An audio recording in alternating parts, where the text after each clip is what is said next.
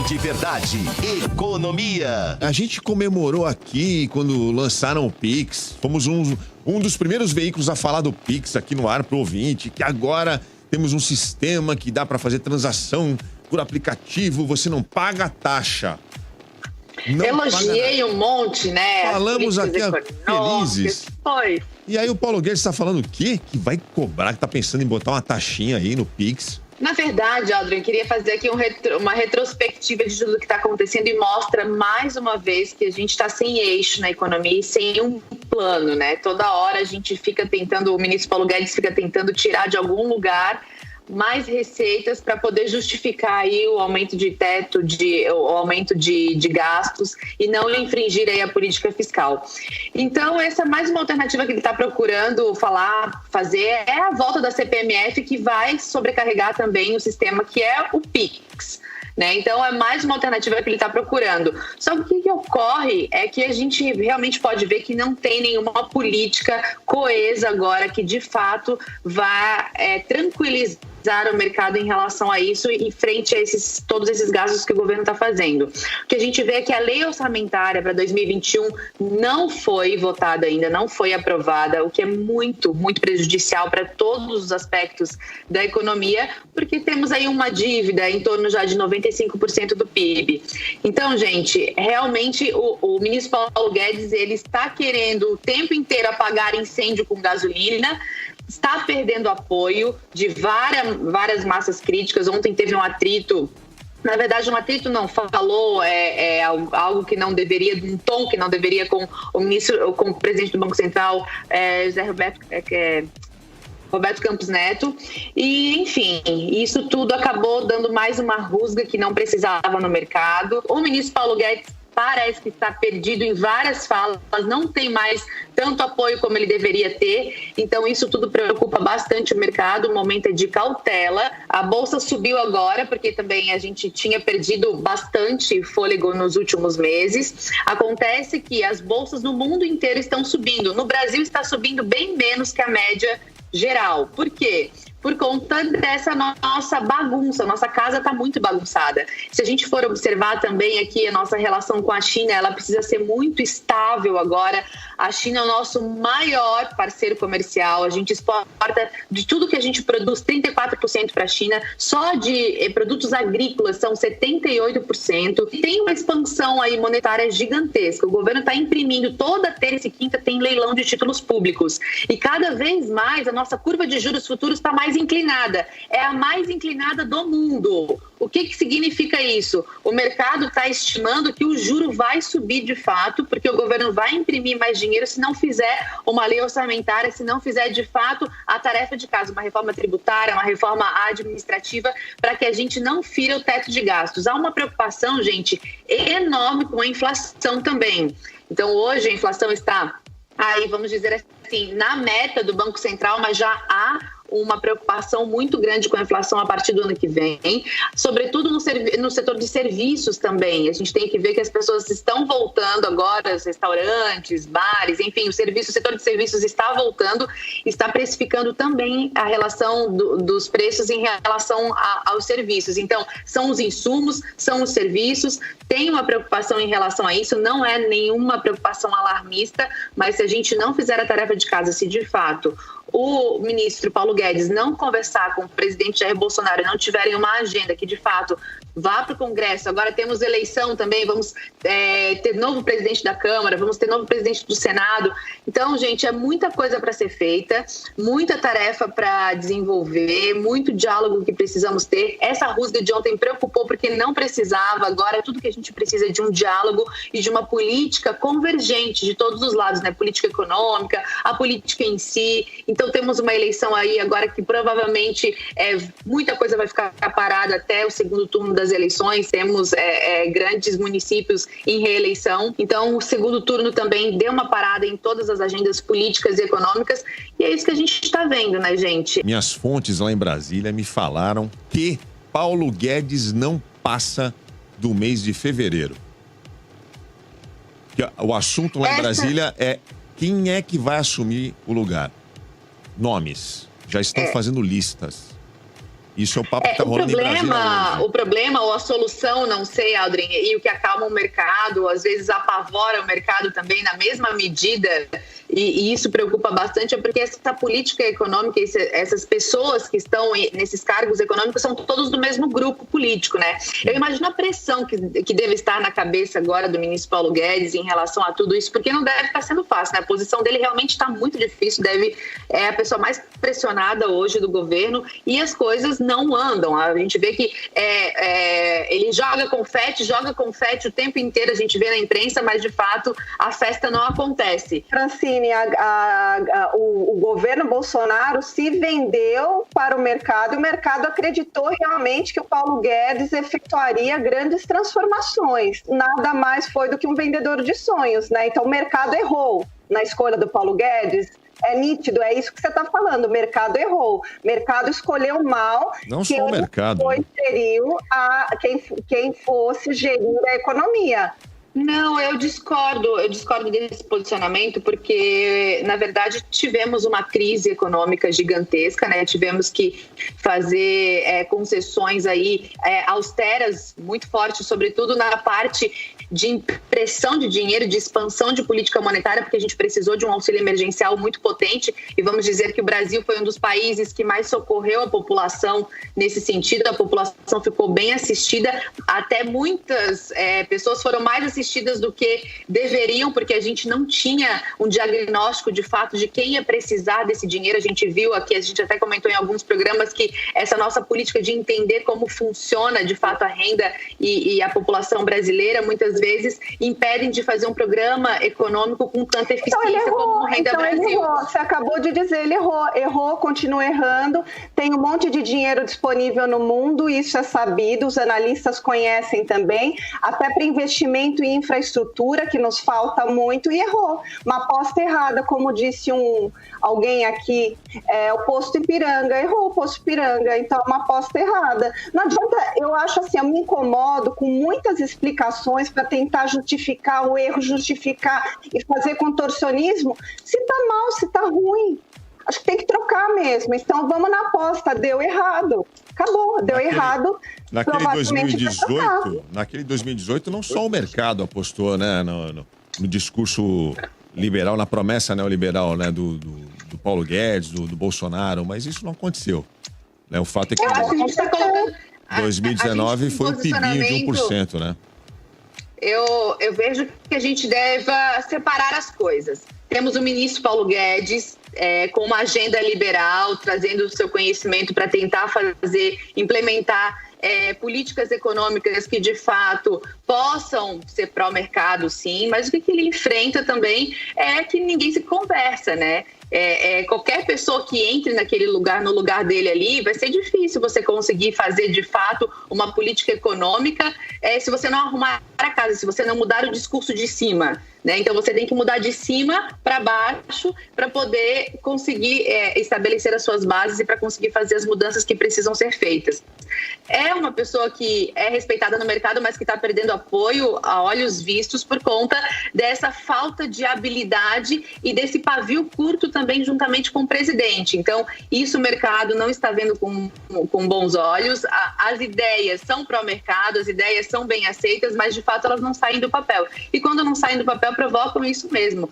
As pessoas as instituições ficam desacreditadas, as pessoas estão desacreditadas, a gente precisa de pulso firme, agora precisa conversar. O que a gente não vê é um diálogo de fato. Quando a gente vê um posicionamento como ontem, de fato o mercado já precifica no dia seguinte, o mercado já acorda mal-humorado, as pessoas também já acordam mal-humoradas, porque a gente não quer mais ver isso, né? A gente quer ver de fato todo mundo conversando e todo mundo num projeto pró-país, não num projeto político já para uma reeleição daqui a alguns anos. Então o que a gente vê? A gente vê um governo que quer implementar um programa de distribuição de renda a qualquer custo, um ministro que precisa administrar isso tudo para não ferir o teto de gastos, mas para poder atender também a população. Mas então tem um jogo de xadrez aí para jogar, dificílimo, que o ministro Paulo Guedes não está conseguindo conseguindo jogar esse jogo e ele precisa ou de apoio das instituições agora que ele está perdendo, mas ao mesmo tempo ele está muito pressionado. Então é realmente por isso que eu estou falando que a pior posição hoje que se encontra é a do ministro. O desafio já era gigante em 2018 para 2019. Já era gigante. A gente já vinha de uma recessão, crise econômica, desemprego. Tivemos o Pibinho, né? Teve o Pibinho. Com a pandemia, o desafio ficou intransponível para essa equipe que está aí.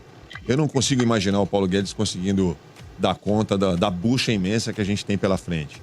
E ele hoje é um ministro desacreditado, né? É um ministro que está lá, parece um fantasma perambulando, não é nem sombra do ministro super todo-poderoso da economia que foi apresentado para o povo brasileiro. Ele nunca foi. A questão é essa, ele nunca foi, ele nunca chegou a ser, ele nunca esteve à altura também, junto com o presidente Bolsonaro. Muita falácia, né? No Brasil, nunca, ninguém esteve. Ô, Francine, aqui é o Bruno Bianco, eu não admito que falem mal do meu chefe. Como? Aqui é o Bruno Bianco, eu não admito que falem mal do meu chefe. Mais um talento do Cláudio Toioli, imitador de Bruno Bianco. É impressionante, né? Você vai ganhar dinheiro com isso, hein, Toioli? Qualquer pessoa, Imitador o problema, gente, Bianco. é que qualquer pessoa que se coloque ali hoje, a gente acusar um ou outro, qualquer pessoa que se coloque ali hoje, ocupar esse tipo de cargo que você fica na vitrine, de fato, e recebe bombas de todos os lados, e numa pandemia onde você tem que acertar o baralho com várias coisas, e tem a questão internacional, tem a questão da vacina, tem a questão do auxílio emergencial, tem a questão da reeleição, tem a questão... É muita coisa, então... às vezes você muda só o personagem, mas a festa é a mesma. Então, será que... O que a gente precisa fazer de fato, entendeu? Aí é que tá. Eu acho que o negócio é muito mais... resolve tudo. Agora a maionese já desandou. Agora, tirar o Paulo Guedes... O cara que vai sentar na cadeira do Paulo Guedes tá ferrado. A verdade é essa. E vai ter que... Exatamente. Então, assim, é o Paulo Guedes, enfim, ou é a estrutura de cima que está sendo... que está vindo e que está promovendo isso. Isso é uma coisa que realmente a gente precisa ver, mas agora, esse tipo de postura não é uma postura que a gente espera, de fato, de um ministro que precisa estar lá para apaziguar. E realmente entristece o mercado, entristece os investidores, porque agora a gente precisa de posições firmes, efetivas e, de fato, de uma conversa... De um plano, né? A gente precisa de um plano. Não, mas peraí, entristece o mercado, entristece os investidores, entristece o cidadão que está agora aí na Zona Leste voltando para casa do serviço, porque a gente tem um monte de gente aqui que nos ouve, que é da Zona Leste, que desde quando eu comecei esse programa, eles ligam para cá. Entristece o cidadão. É incompetência pensar e trabalhar só com vistas para o mercado e não pensar também no cidadão. Não mas é que o mercado forte... Mas é que o mercado forte, com indústrias fortes, ele promove emprego. Eu concordo. Eu não sou anti-mercado, Francine. Eu não sou anti-mercado. Quando eu falo mercado forte, eu falo em população forte, eu falo em emprego, eu falo em geração de renda. Eu falo nisso. É esse o discurso. Quando eu falo assim, o mercado, porque quando você promove as empresas, quando você tem uma economia robusta, quando você tem uma economia forte, você gera renda. Você vai na infraestrutura, e o pessoal da Zona Leste... Tá bom, mas quem escolheu, minha querida, quem escolheu Paulo Guedes foi exatamente esse mercado também, já viu que falhou. Então acabou, então tem que pensar muito para além do mercado, porque tem o cara da Zona Leste, tem o cara da Zona Sul, tem o cara lá de Taboão da Serra, tem o Brasil inteiro, tem Norte, tem Nordeste, olha só a situação do Amapá. Você vai me falar que é só o mercado que se entristeceu? Pelo amor de Deus.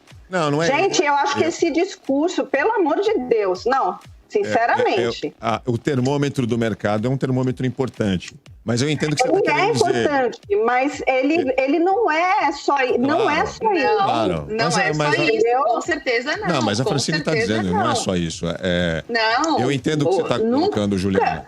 Não é só isso em absoluto, mas o mercado forte são empresas fortes. A gente precisa... Como é que a gente vai financiar a dívida pública, que está em 95% do PIB?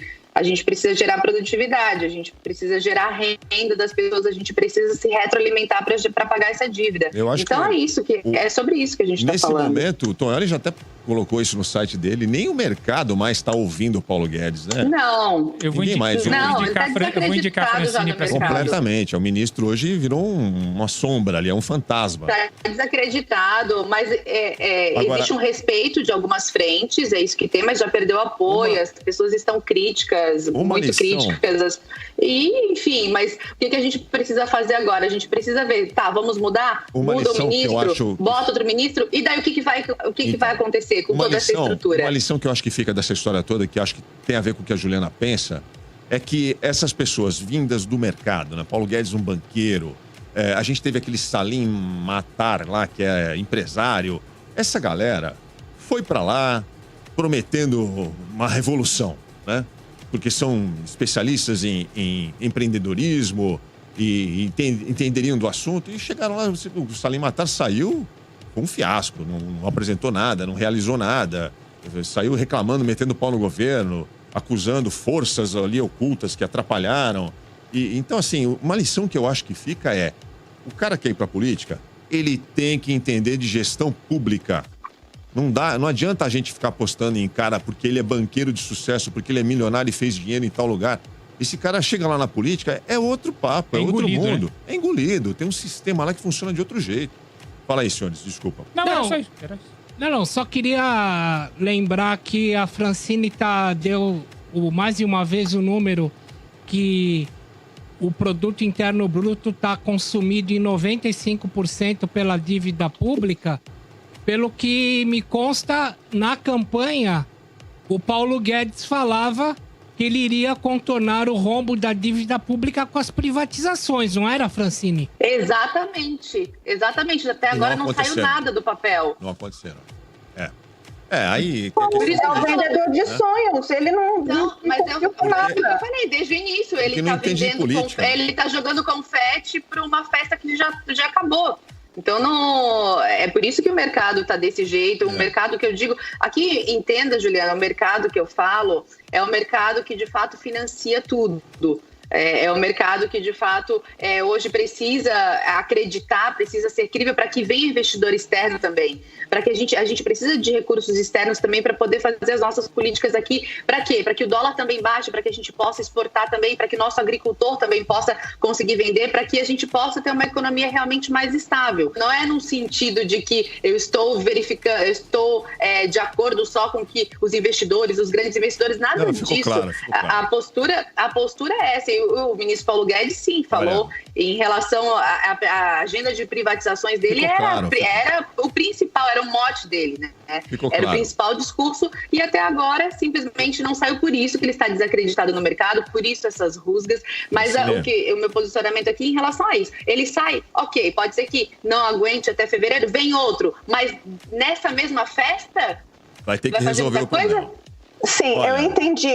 Peraí, não temos mais tempo. Aqui. Eu sei que tá acabando aqui. Acabou, mas para vocês verem, vem como um rolo compressor essa ideia do mercado, das elites, ou sei lá quem que vocês quiserem chamar, de que o Paulo Guedes ele vai resolver tudo com as privatizações. Veio assim com tudo, ok. Beleza, então vai resolver? Então beleza. Mas não resolveu. Também. Então não adianta. Nem aconteceu, na verdade. Não aconteceu. Justiça seja feita aí também. O Paulo Guedes, ele é o ministro técnico. Ele não teve a retaguarda política, né? Quem tinha que emplacar as reformas não era o Paulo Guedes. Cadê o presidente ali para brigar por isso? Para fazer as alianças necessárias e fazer as reformas acontecerem? Aconteceu a da Previdência porque já estava meio que encaminhada pelo governo anterior, pelo Temer, e enfim... Olha, Mas você tá numa festa e você tem... É a mesma... Aquilo que eu falei, como é que você vai mudar o personagem na mesma festa, sabe? Então é só sobre isso que a gente precisa refletir agora, que a gente precisa se antenar para essas questões de fato. A gente entendeu, acho que ficou claro para todo mundo que ouviu, acompanhou. Eu, o Tonholi e o Paulo Tadeu estamos aqui guardando a nossa pipoca, porque a gente ficou assistindo esse debate com bastante atenção. Foi muito bom o debate de vocês duas. Vamos repetir a dose mais vezes. No segundo turno, foi um bom segundo turno aqui. A grande verdade. Grande Verdade. Jornalismo de verdade. A Grande Verdade. A Grande Verdade. A Grande Verdade. O único compromisso é com a verdade.